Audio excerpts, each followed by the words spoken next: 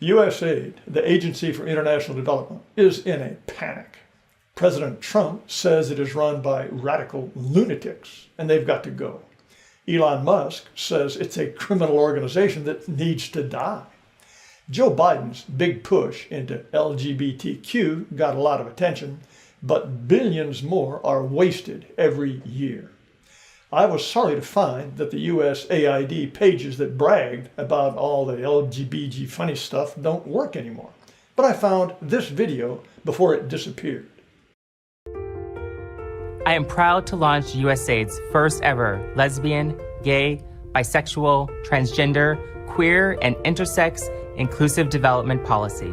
The policy is a blueprint for USAID staff and partners around the world to champion LGBTQI+ inclusive development and the human rights of all LGBTQI+ people through our work.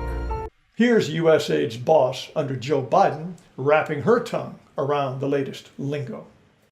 Well, first to say that USAID is one of 15 agencies that is being responsive to President Biden's direction to promote and protect and respect the human rights of LGBTQI+ people around the world. The plus stands for all the aberrations yet to be discovered. Samantha Power looks very much like the ruthless lefty she is. She thinks our soldiers should go kill people if they don't respect human rights, especially in Libya, Syria, and Yemen. However, in a moment of honesty, she once called Hillary Clinton a monster who will stoop to anything. This site for LGBTQ refugees, of all things, explains what USAID was paying for. A push to let people in Kosovo change sex on official documents. $50,000 for a transgender opera in Colombia. A campaign to count transgenders in the Bangladesh census. A trans comic book called The Embassy of the United States in Peru Presents the Power of Education. WIT's Health Consortium in South Africa got $30 million for gender-affirming care for you-know-whom. Just yesterday, the White House press secretary released a list of more rubbish. $2 million for sex changes in Guatemala. $6 million for tourism in Egypt. $20 million for Sesame Street in Iraq. $4.5 million to combat disinformation in Kazakhstan. She says there were plenty more grants that were equally crazy. When Elon Musk's Doge team took a walk through the USAID building, employees ran for cover. Doge was in the building. We took down our pride flags. I took out any books I felt would be incriminating. No one was talking. We heard they started taking transcripts automatically of all of our Google Meets. Here's the big picture at foreignassistance.gov. For the latest full fiscal year, you'll see the budget was $68 billion, with $11 billion for military assistance. 204 different foreign moochers. The darker the blue, the more money they got. There are only 14 countries that didn't get handouts, including Britain, France, Sweden, Iran, Eritrea, North Korea, and Australia. China was on the books for nearly 13 million. Mongolia got more than 20 million. Russia got 108,000. Japan, $1.7 million. Japan got money for water supply and sanitation, emergency response, etc. Why? The top line for China is nearly $4 million to develop sustainable markets, for heaven's sake.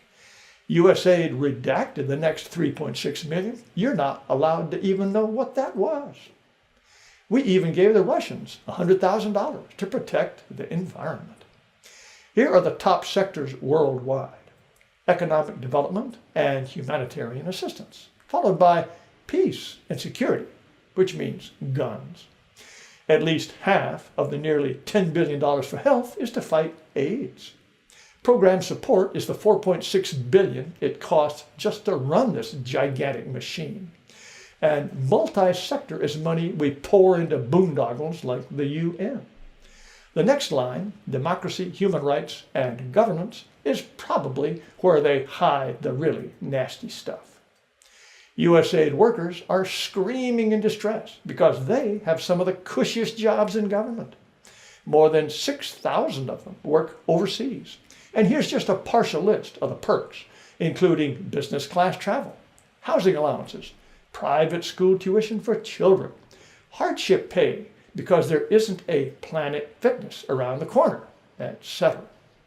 According to some estimates, it costs $2 to $4 million to send someone overseas for 1 year. Here is a typical USAID publicity photo of where we're supposed to think the money goes. Good luck finding pictures of their swank villas, cooks, gardeners, drivers, and maids.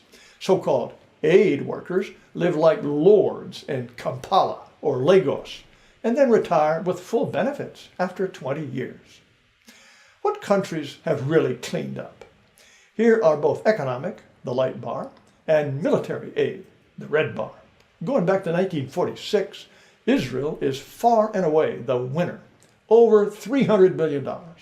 Egypt is number 2, and a lot of that has been a decades-long bribe for the peace treaty it signed with Israel in 1978.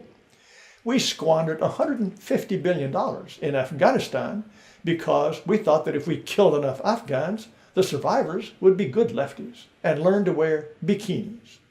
The billions to South Vietnam were another colossal waste in a war that cost 58,000 American lives. Ukraine is coming on strong, and what do we have to show for our $115 billion? We invaded Iraq. Bang! There went another $100 billion. A country that had no weapons of mass destruction and was no threat to us. And like all the wars included here, that was just the foreign aid part. The total U.S. direct military cost was $800 billion. And eventually, with veteran care and everything else, it will have cost $2 to $3 trillion. All that economic aid to Britain, by the way, dates back to the Marshall Plan. Elon Musk is supposed to take a meat axe to government spending. Well, hack away, Elon. It's not our job to police the world or pay for Guatemalan sex changes. USAID says we're making friends all around the world. But to the people who get bags of food with this old-timey logo on them, look at those white hands. Do they like us any better for it? Or do they just think we're chumps? That $68 billion in aid sucked an average of $500 out of every household in America. What would you do with an extra $500 every year? I don't think you'd spend it on guns for Israel and Ukraine or buy lunch for a Nigerian.